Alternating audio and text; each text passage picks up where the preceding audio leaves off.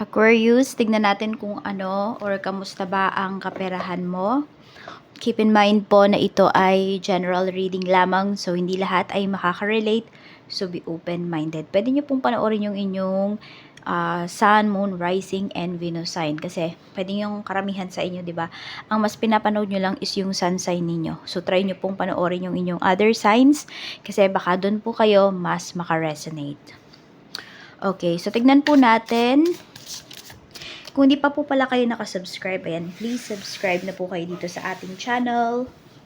At palike na din po ng ating video. At sa mga nais pong mag-avail ng ating private readings, ng ating Evil Eye Amulet Necklace at ng ating Tears Bracelet, makikita nyo po yung link sa description box. Tarot Intentions by Aliana Reyes. Okay. So, tignan po natin kung ano ang mensahe para sa'yo. Energy, spirit guide, energy po ni Aquarius. Siguro, kahit maliwanag, mag-open pa rin tayo ng ilaw. Tingnan natin. Mensahe po natin, spirit guide. Yan. Let's see. Let's see. This is your energy in terms of your finances. We have the Emperor. Marami po talaga sa inyo, Aquarius, is self-sufficient po kayo. Yan, hindi kayo umaasa sa ibang tao, hindi kayo nagdedepende sa ibang tao. Yung iba dito, kahit na meron na kayong asawa, yan, diba, kahit babae kayo, ayan po, meron po kayong sariling pinagkakakitaan. Maganda naman yung pinapakita dito pagdating sa kaperahan mo. Alam mo yung kada moves mo pagdating sa yung pera. At alam mo na parang kada galaw mo is pera yung katapat niyan. Nakikita ko dito na yung iba po sa inyo meron kayong mga hinihintay. Hinihintay na pera or hinihintay na pagkakataon para kayo po ay magkaroon ng mas marami pang pera. Tignan natin. Maganda yung energy mo dito. Tapos pwedeng ikaw din yung nasusunod in terms of your money. Check po natin pagdating naman sa current financial status mo. So, pinapakita naman dito maganda, pero tignan natin. Maganda naman yung relationship mo with your money. Check natin, okay, current financial status mo. We have 2 of Pentacles, we have 4 of Swords. Actually, yung iba sa inyo, ayan, no, alam nyo talaga, no, sabi ko nga, alam nyo kung saan nyo dadalhin pera nyo, alam nyo kung paano yan kukontrolin. Medyo marami lang kayong gastos ngayon, pero nakikita ko naman dito na kayang-kaya naman po. May kapanatagan kasi kayo dito pagdating sa inyong finances. Pwede rin, meron po dito, meron kayong higit pa sa 2 source of income. So, pwedeng may trabaho na kayo, may negosyo pa kayo, may mga side hustles pa kayo. So, parang lahat ng pagkakakitaan, pinapasok nyo po talaga. Basta alam nyo lang din naman talaga na pagkakakitaan yung bagay na yon. So, you're not wasting your time.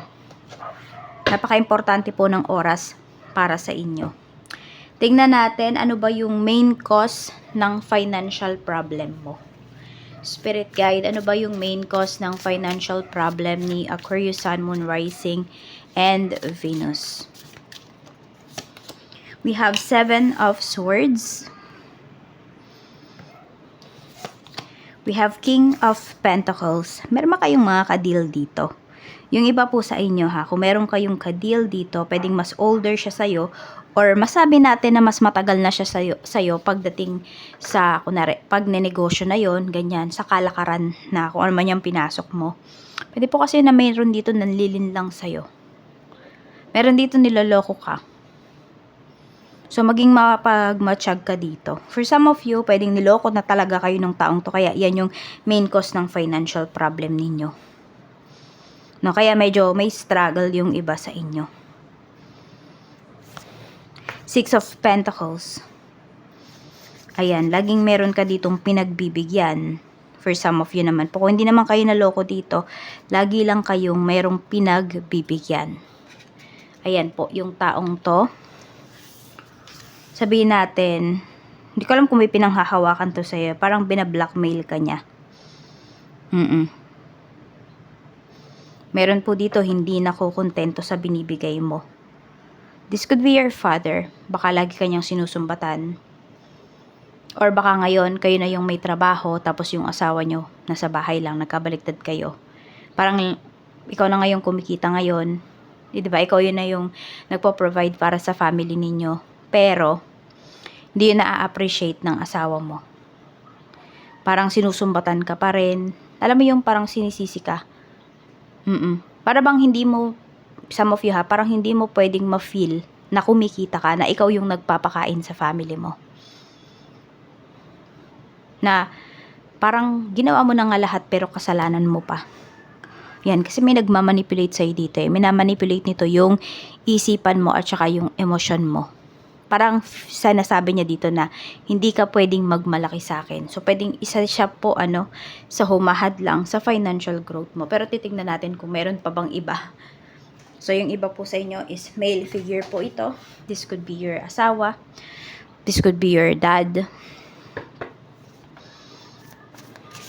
Tignan muna natin kung ano ba yung mga pwedeng maganap sa kaperahan mo in terms of positivity. Positivity. Tingnan natin. Positive energies po pagdating sa kaperahan mo. We have 7 of Pentacles. So, ayan, may investments ka dito. So, siguro nakikita ng iba, parang si Aquarius, paisi-isi lang. Pero di nila alam, mayroon kang, dito. Meron kang pinanghuhugutan. May mahuhugot ka. 'Di ba? Kapag ikaw ay nangailangan. Meron ka ditong, ayan nga po. Some of you may investments kayo dito. Tapos yung iba rin sa inyo, nagsasave kayo. Pero, syempre, pwedeng walang nakakaalam yan. Kayo lang talaga. Kaya, meron kayong peace of mind dito eh. Na kahit sabihin natin, merong tao dito na ganyan yung turing sa'yo. Diba, ganyan yung treatment niya sa'yo. Hindi mo naman sabihin na baliwala mo. Nafe-feel mo kasi may emosyon ka, nasasaktan ka, pero pwedeng kinikim-kim mo lang. Meron ba dito nagbabalak na kayong iwan yung taong to? Or nagbabalak na kayong bumukod? Kasi pwedeng hindi nyo na nakakayanan yung mga sinasabi sa inyo. Napupuno na po kayo in short. Yan. Pwede ngayon kasi pinapakalma nyo pa yung sarili nyo. So, ayan po, may mga, dito, investments na pinapakita. Tingnan natin, ano pa yung mga positive na pwedeng mangyari. The Chariot. Yan na. Meron talaga dito, pwedeng gusto nyo nang bumukod. Meron pang gustong magpakasal na. Yung iba po sa inyo, kung kayo naman ay hindi pa kasal. 7 of Wands. Mukhang wala nang makakaharang dito sa decision mo. Whether, for good ka man, solo, or siguro nga iba sa inyo baka magpo-for good na kayo dito sa Pinas, pero maraming tumututol. Marami bang umaasa sa inyo? Meron po dito, pwedeng mag-aasawa na because we have the Chariot energy. Pwedeng nakapag-ipon na talaga kayo ng person mo. Buo na yung decision ninyo. Sige, tingnan natin kung yung mapapangasawa mo ba, yung sasamahan mo ba, Aquarius, is makakatulong ba sa'yo pagdating sa finances?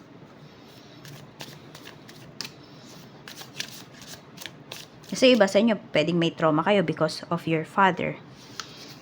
9 of Swords. So, isa din talaga to sa iniisip mo. Tignan natin. Pero sabi ko nga sa inyo, yan, kahit naisip nyo to, buo naman na yung decision ng iba sa inyo. 8 of Wands. Yes po, makakatulong to sa'yo. Magaling magsalita yung taong to, magaling mag-sales talk. So, if you have business, yung tao na to, makakatulong po sa'yo. Kung sino man itong person mo. Hindi naman siya magiging balakid sa growth mo. Tingnan natin.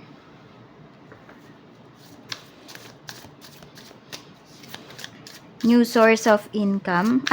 Punta muna pala tayo sa negativities. Sa negativities na pwedeng maganap sa finances mo. We have Page of Swords.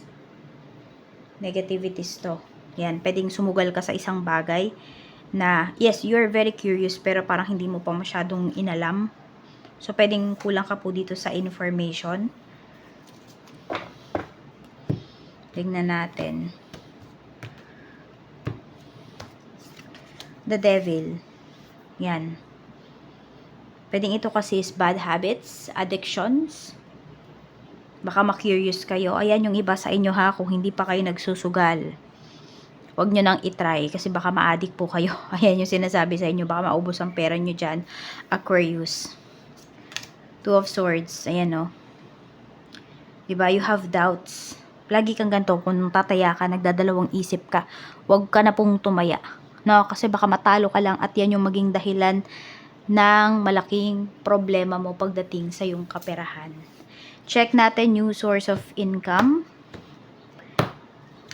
New source of income po, Spirit Guide. Or could be opportunities na na pwede mong i-consider, no? 7 of Cups. Okay. So, yung person mo, sabi ko, nag-iisip din talaga siya, Ayan po. So, pwedeng, I don't know kung nagdadalawang isip ka or wala ka bang tiwala sa kanya. Ba't sasamahan mo yung taong to kung wala kang tiwala? Aquarius. Siguro nga, yung iba lang sa inyo may trauma kayo, no? Nakikita ko rin kasi dito, yung person na sasamahan mo, yung person mo is marami din po yung pangarap. We have Queen of Pentacles. Malaki din talaga yung gagampanan mo, towards dito sa mga decisions ng taong to, towards dito sa mga darating na opportunities para sa'yo at para sa kanya. Para sa inyong dalawa, in short. Oo. This could be a business. Ayan. Tignan lang natin kung maging successful ba yan. Kasi, pwedeng hindi sa'yo dumating yung yung opportunities. Pwedeng dito sa person mo. Tignan natin. Pero nakikita ko kasi dito, kailangan mo lang siyang suportahan. And also, I feel kasi na meron dito minamaliit po yung choice mo. Choice mo pagdating sa kung ano mang mga bagay, ayan, sa tao na mamahalin mo. Pwedeng may nang mamaliit. Ina-underestimate ba? Tingnan natin. Or pwede rin naman, baka ikaw yung ina-underestimate ng mga tao, Aquarius. So, kailangan nyo lang talaga dito is mag-full force kayo, mag-join forces kayo nitong person mo. So, tignan natin, okay, kung magsasucceed ba yung mga iniisip ng person mo, yan, yung mga plans niya.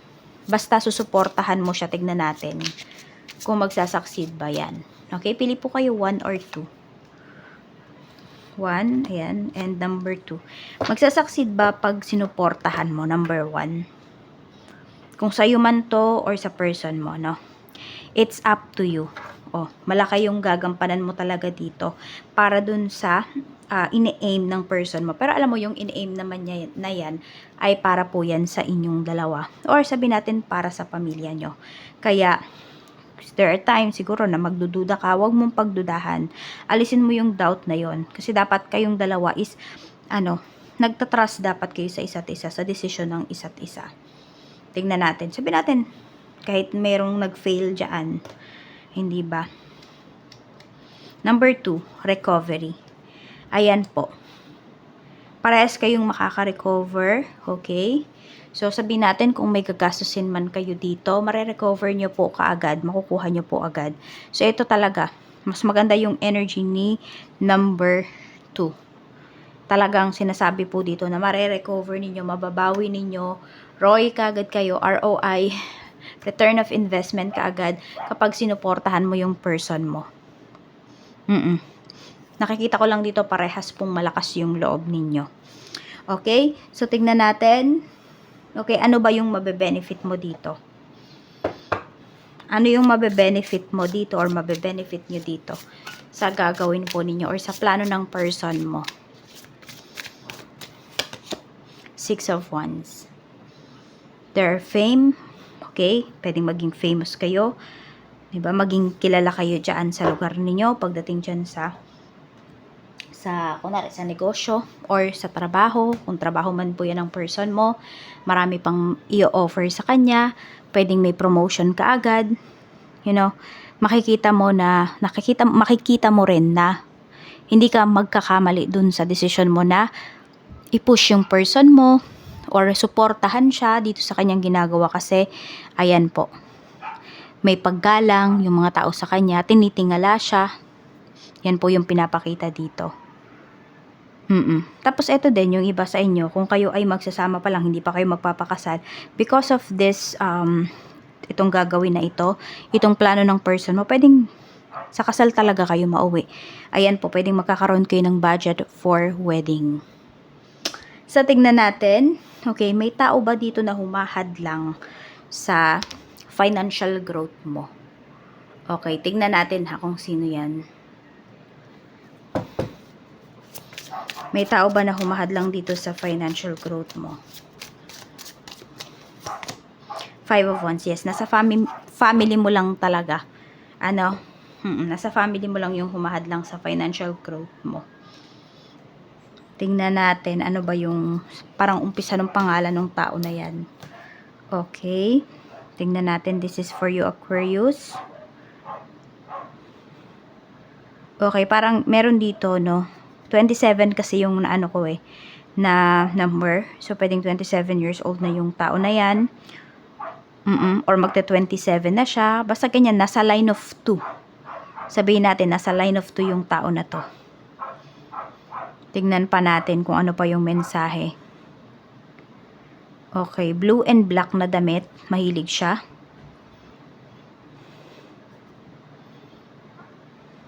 Mas marami dito is male figure talaga. Yung ayaw na mag-grow kayo.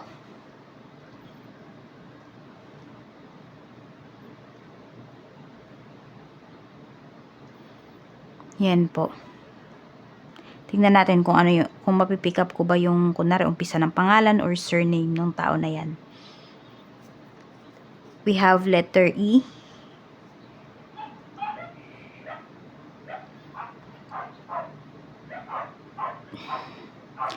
Enriquez.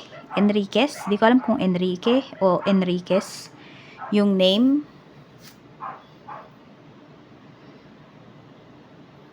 Tas Jonathan. May naririnig din akong Jonathan. So, ayan. Letter E or J. EJ. Ayan. Yung nandun sa, parang present yan dun sa pangalan ng tao. No? Or kung ano ba yung Enriquez na to. Ayan. ENRIQUEZ.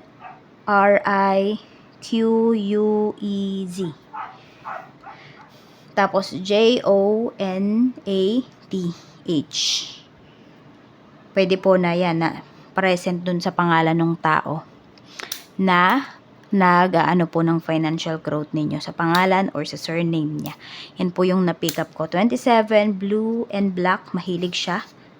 Tapos, male figure talaga, mas marami lalaki. Letter E, Enriquez or Jonathan, kung ano yung mga present doon na letter doon sa pangalan na yon. Ayun po, pwedeng surname niya or first name niya. At yan lang po yung mensahe para sa inyo. Mag-cleanse na po tayo. At ito po yung inyong money mantra. Pwede nyo po itong banggitin araw-araw. Ayan. Okay, so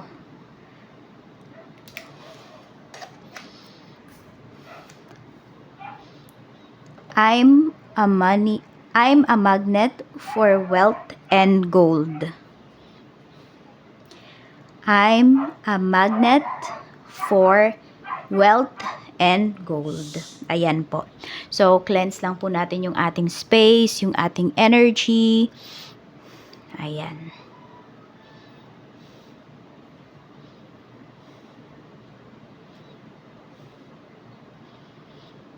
Claim nyo na po yung mga positive energies dito sa ating reading. Ang gawin nyo po dun sa ating mantra ay sabihin nyo po 3 times and then i-comment nyo po dyan sa ating comment section.